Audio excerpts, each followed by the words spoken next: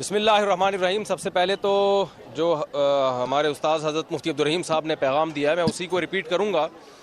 دیکھیں، انڈیا اور پاکستان کی عوام کا مسئلہ نہیں ہے۔ انڈیا میں ہندو ہیں، سکھ ہیں، عیسائی ہیں، مسلمز ہیں۔ پاکستان میں بھی ہندو بھی ہیں، سکھ بھی ہیں، میجورٹی مسلمانوں کی ہے، عیسائی بھی ہیں، یہ سب ایک جان ہے۔ ہم جب دوسرے ملکوں میں جاتے ہیں تو میں نے دیکھا ہے کہ ایک ہی پلیٹ میں بیٹھ کے کھا رہے ہوتے ہیں، پاکستانی بھی اور انڈین بھی۔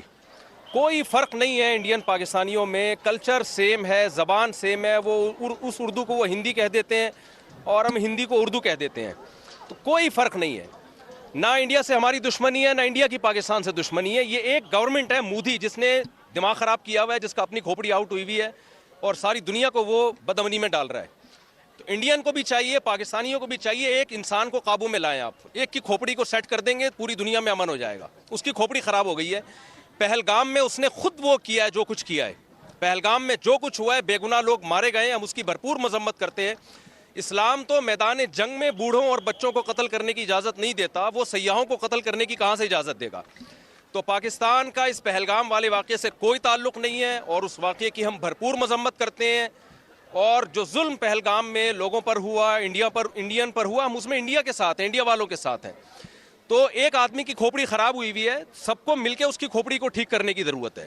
جنگ کی دھمکیاں دے رہا ہے وہ، میں یوں کر دوں گا، میں یوں کر دوں گا، جھوٹا الزام ہمارے اوپر ڈال دیا، ثبوت بھی دیے۔ بھائی اگر آپ کا خیال ہے کہ پاکستان نے یہ کام کیا ہے تو آپ ایک تیسرے ملک کو ثالث بنائیں۔ جب بھی دو میں جھگڑا ہوتا ہے، تیسرا ثالثی کا کردار ادا کرتا ہے۔ پاکستان ثبوت پیش کرنے کے لیے تیار ہے۔ تو پہلا تو میں یہ پیغام دوں گا کہ مسئلہ انڈیا پاکستان کا یا وہاں کی عوام کا نہیں ہے، مسئلہ ایک مودی حکومت کا ہے جس کا دماغ خراب ہو گیا ہے۔